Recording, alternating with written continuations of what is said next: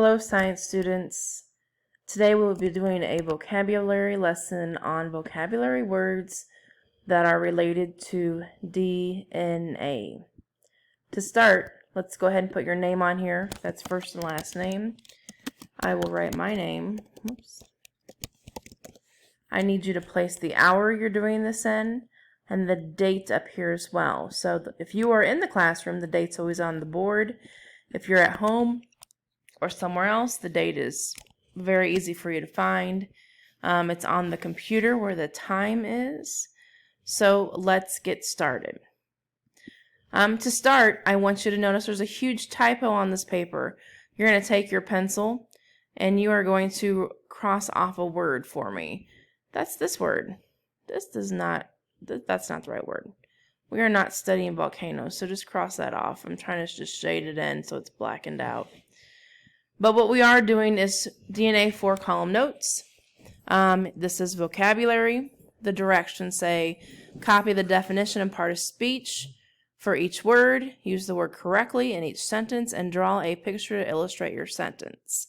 So that's what we will be doing. You have 4 columns. 1, vocabulary word. 2nd, definition. Notice that column is worth 2 points each. You have your 3rd column, sentence. We're going to underline the word, which means the vocabulary word. That is also 2 points each.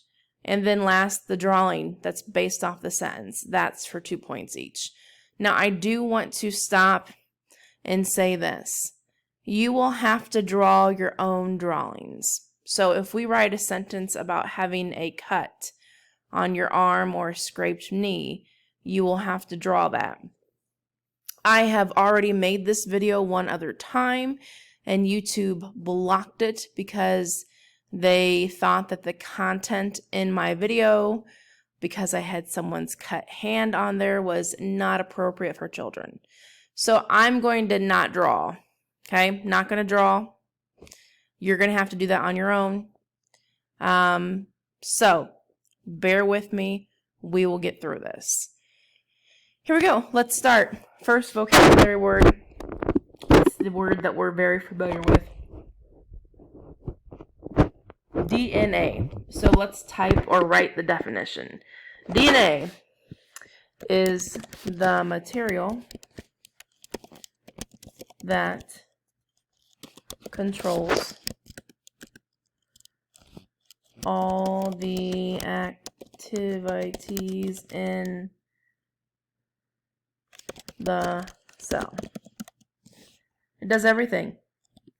So for example, if you break your leg, it says, hey, bone cells, make more bone cells and heal this leg. It will literally fill the gap between the 2 parts of your bone or the fracture.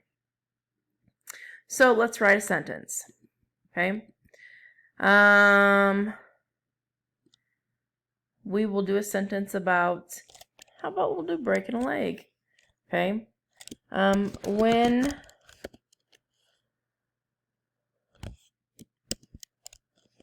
Sydney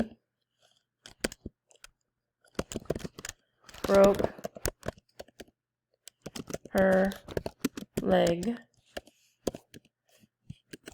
the DNA, remember it has to be underlined, DNA in her, when Sydney broke her leg, the DNA in her bone cells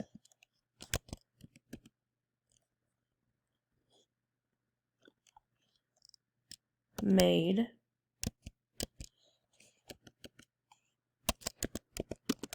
more bone cells to repair the break. Okay? So, that's our sentence. When Sydney broke her leg, the DNA in her bone cells made more bone cells to repair the break. So, hit pause and get that written out. Next, we're going to go over to the drawing. Okay? And what you're going to draw is maybe Sydney's leg broken. Okay, maybe you're going to draw a leg in a cast. That is completely up to you.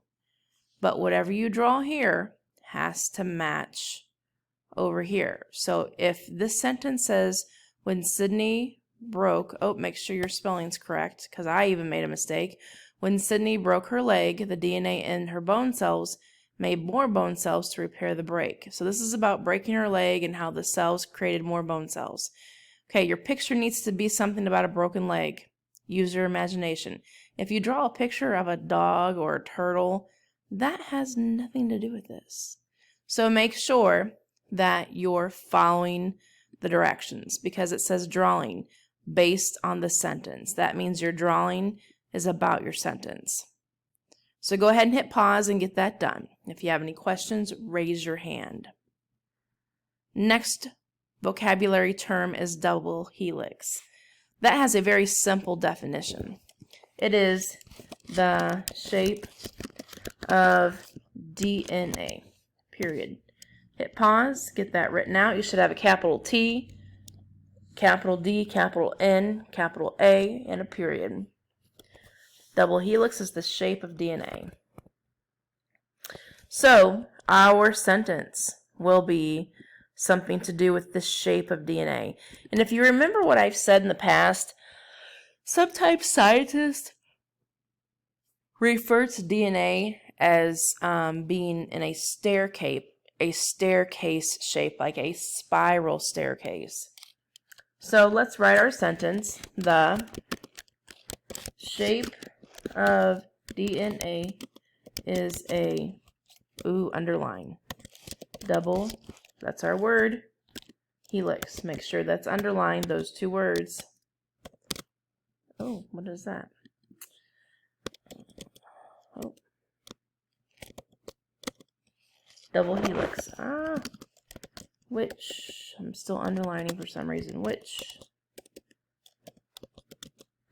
some refer to as a spiral staircase.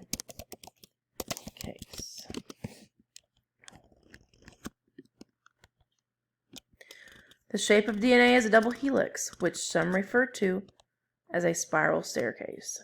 Okay, so let's go ahead and look at our picture. Now with this one, I put a picture in here. All we're going to do with it, we're going to label it double helix. We're going to take our pencil and we're going to draw a line indicating what we're talking about. This shape, how it curves back and forth, is a double helix. Okay, so hit pause if you need to, and we're going to go on to genes.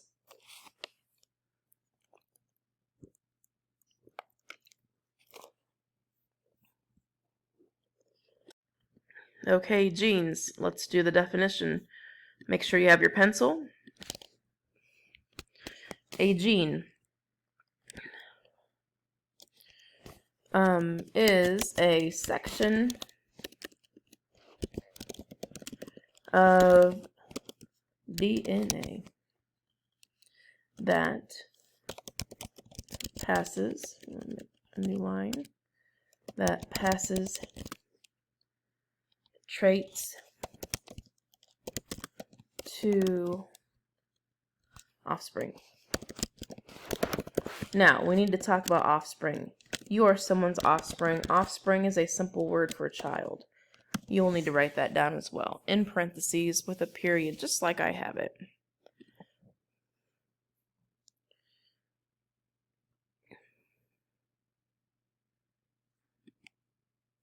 Okay, let's do our sentence. So we've talked about different traits that you can inherit from your parents, like eye color, hair color, the way your chin is shaped. You could have a cleft chin. You could have attached or detached earlobes. So let's write a sentence about that. Let's go with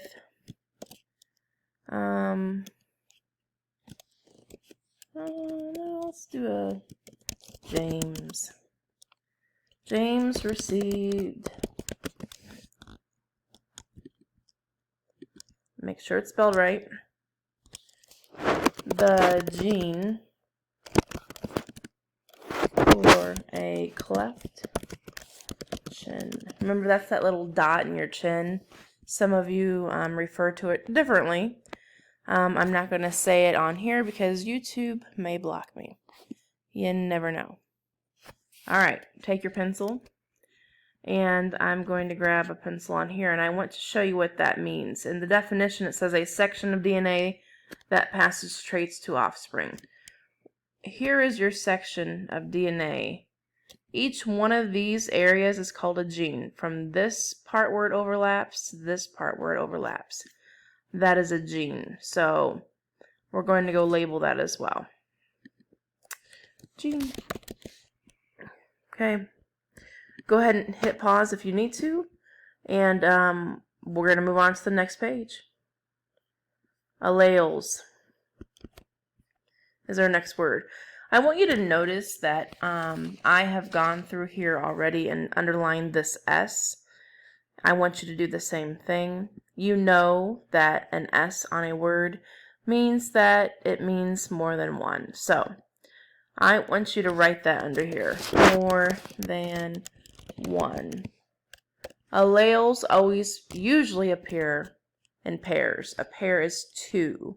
Like you have two socks, okay, is a pair. No one just wears, hopefully, one sock, hopefully. When you have alleles, and we're talking about DNA, there's always two. Because you inherit one from your dad, one from your mom. Let's type the definition. I'll be typing, you'll be writing. Alleles, different forms of a single gene. Whoops, not paying attention. Gene, period.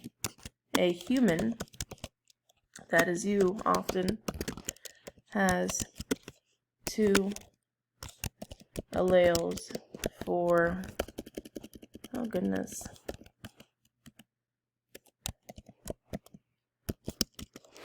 for each trait. There you go.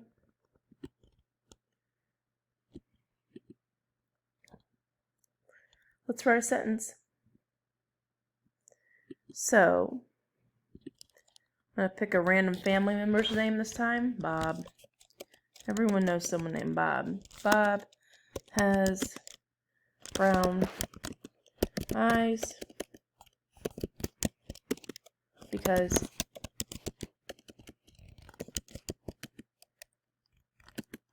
he has the alleles. Oh, I'm messing up. I gotta underline it. Alleles. For brown eyes in his DNA. Period. Now, hit pause, get this done. When you come back, I want you to go over to your picture. And your picture is already made for you, but what you will have to add is blue eyes and brown eyes, because in your picture it's black and white. On mine, it's obviously in color. So write that out. And I need us to go back to gene. Ooh, we forgot to do something here. We need to underline the word gene. Okay, make sure you get that done. Dominant trait. Under the word dominant, we've talked about this before. If something's dominant, it's powerful. Write that out for me. And get ready for the definition. Dominant trait is a trait that covers up recessive alleles. Okay? And you're probably going, what is a recessive allele? No worries. That is coming up next. So if something's dominant, it's going to overpower other things. And what a dominant trait overpowers is a recessive trait. It'll make more sense later. Let's write our sentence. Let's see here. about a student this time? OT. You might know who that person is. OT has blonde hair, which he really doesn't.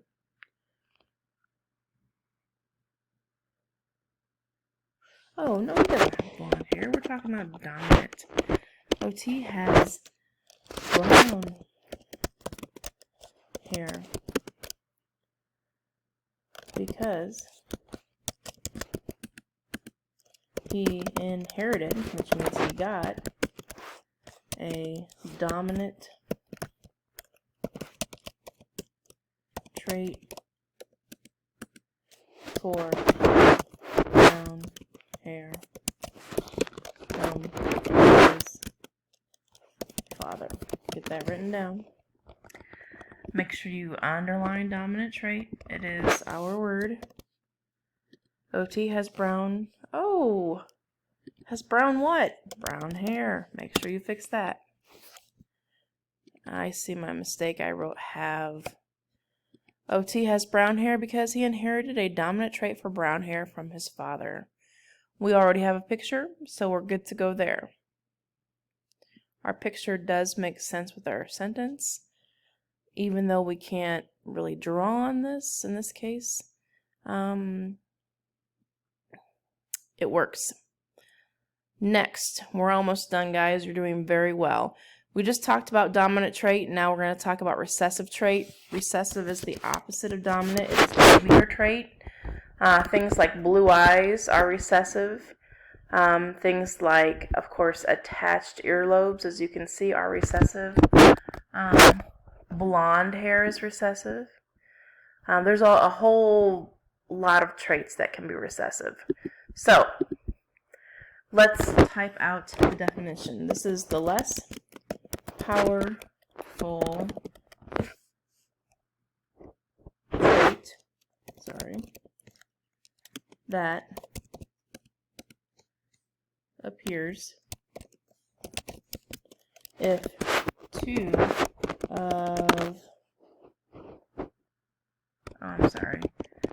recessive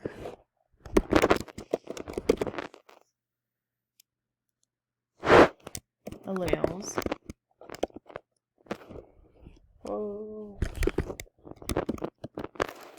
for the same trait appear. Now, what does that mean? Well, it's kind of complicated. You will understand more next week when we do a little project where we make our own SpongeBob. So, two recessive alleles. So, two recessive alleles would be like you getting a blue-eye gene from your mom and a blue-eye gene from your dad. And for some reason, by chance, even though both mom and dad had brown eyes, you appeared with blue eyes. It can happen, but there's a very low chance that it will happen. All right, let's write our sentence. Melissa inherited, that means she received the, underline, recessive trait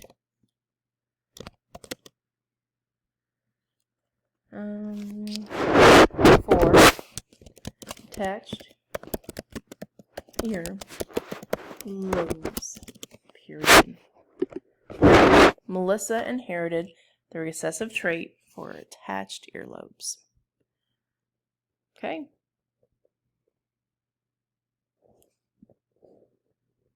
Heredity is our next word.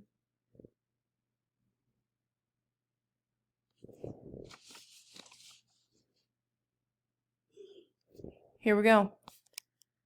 Here's the definition. Traits that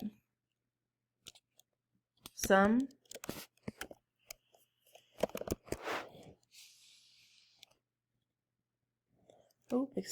traits that are passed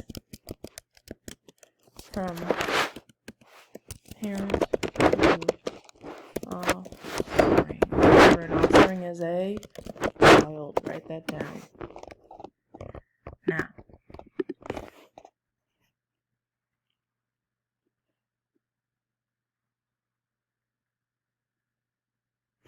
If something is hereditary, it means you get it from your parents. Hereditary. So let's write out something about me, because I'm the only one here who has children. Due to hereditary traits.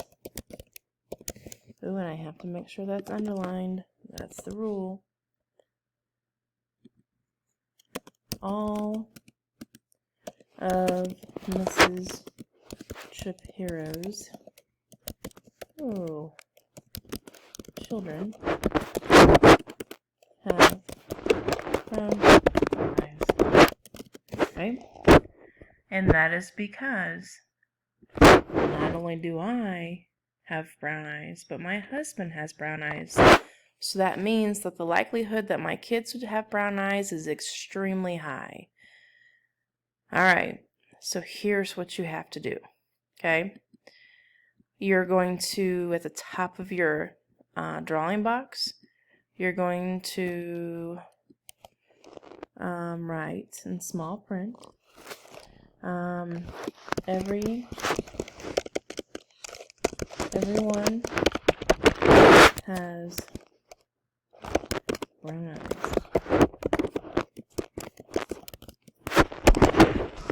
You need to draw 5 people. Me, my husband, and my 3 kids. Now listen, these are stick people. Okay? Just even draw our heads. But remember, I can't draw on the computer because YouTube will block me. So under here, now that you have the caption, everyone has brown eyes, I need Mrs. Chaparro, Mr. Chaparro, and the 3 children that we have. Okay? You're going to make eyes on them. Make sure the eyes are colored in. Give me a nose and a mouth, please. And if you decide to draw a stick body, draw that too. Okay? So, once that's done, raise your hand and you can turn in your paper and we will let you know what's next. Have a good day, guys. Bye. Thank you for listening.